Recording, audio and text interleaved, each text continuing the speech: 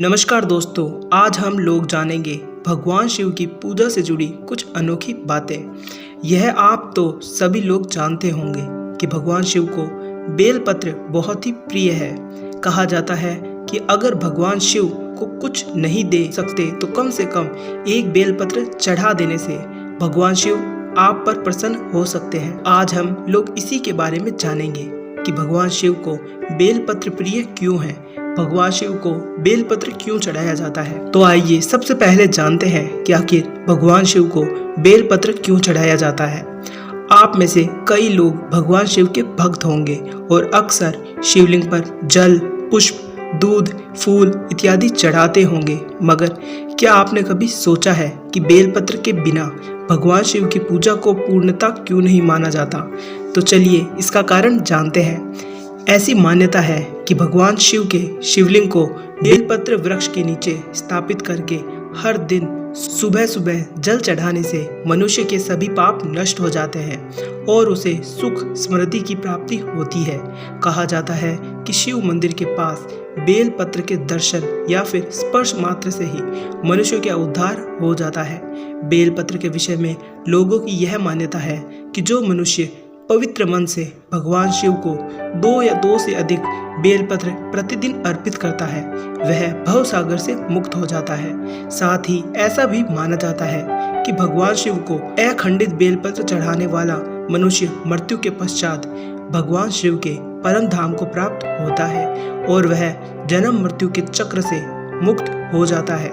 शिव पुराण के अनुसार बिना खंडित बेलपत्र सिर्फ भगवान शिव को ही अर्पित किया जाता है। ऐसा भी कहा जाता है कि श्रावण मास में 1 महीने तक 108 बेलपत्र भगवान शिव के शिवलिंग पर चढ़ाने से घर में सुख समृद्धि की वृद्धि होती है। बेलपत्र में 2 से 11 दल होते हैं। बेलपत्र में जितने ज्यादा दल हो वह भगवान शिव की पूजा के लिए उतना ही श्रेष्ठ माना जाता है। आइए भगवान शिव और बेलपत्र की कहानी जान लेते हैं कि आखिर इन दोनों में क्या संबंध है। तो प्राचीन काल में देवता और दानव दोनों ने मिलकर समुद्र मंथन किया था। सागर मंथन के दौरान समुद्र से कई बहुमूल्य वस्तुएं निकली थी।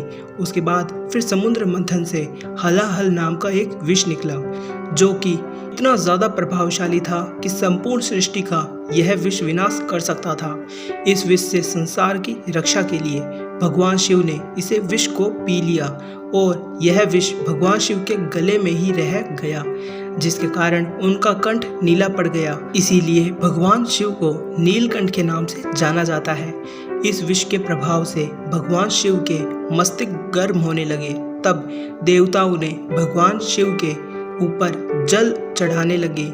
जल के प्रभाव से भगवान शिव के सिर की जलन तो दूर हो गई, लेकिन कंठ की जलन वैसी ही बनी रही। इसके बाद देवताओं ने उन्हें बेलपत्र खिलाना शुरू किया, क्योंकि बेलपत्र में विष के प्रभाव को खत्म करने की गुण होता है। तभी से भगवान शिव की पूजा में बेलपत्र चढ़ाने की परंपरा शुरू हो गई। बेलपत्र से जुड़ी एक और कहानी या फिर एक मान्यता है। मान्यता में एक कहानी है। कहानी के अनुसार भील नाम का शिकारी था। यह शिकारी अपने परिवार का पालन पोषण करने के लिए जंगल में शिकार करता था। एक बार जब सावन का महीना चल रहा था तब भील नामक यह शिकारी शिकार करने के उद्देश्य से जंगल में गया। इसके बाद वह एक वृक्ष पे चढ़कर बैठ गया। देखते ही देखते पूरा दिन और पूरी रात बीत जाने पर भी शिकारी को कोई भी शिकार नहीं मिला। इस पेड़ पर शिकारी चढ़कर छिपा हुआ था। वह बेल का पेड़ था। जब पूरी रात बीत जाने के कारण वह परेशान हो गया और बेल के पत्ते तोड़कर नीचे फेंकने लगा। उसी पेड़ के नीचे एक शिवलिंग भी स्थापित था। शिकारी जो पत्ते तोड़कर नीचे फेंक रहा था वह शिवलिंग पर जाकर गिर रहे थे और इस बात से शिकारी पूरी तरीके से अनजान था। शिकारी द्वारा लगातार फेंके जा रहे बेल के पत्ते शिवलिंग पर गिरने से भगवान शिव प्रसन्न हुए और अचानक शिकारी के सामने प्रकट हो गए। भगवान शिव ने उस शिकारी से वरदान मांगने को कहा और शिकारी का उद्धार किया। बस उसी दिन से भगवान शिव को बेलपत्र चढ़ाने की परंपरा शुरू हो गई और भगवान शिव को बेलपत्र चढ़ाने का महत्व और अधिक बढ़ गया। तो हमें आशा है कि आपको हमारा आज का वीडियो पसंद आया होगा। तो वीडियो को लाइक कर चैनल को सब्सक्राइब कर दें। अगर आपके मन में भी कोई सवाल है तो उसे कमेंट बॉक्स में ज़रूर लिखिएगा, ताकि हम उस सवाल के उत्तर के रूप में एक नया वीडियो बना सकें और आपके सवाल का निदान हो सके। मिलते हैं अगले वीडियो में।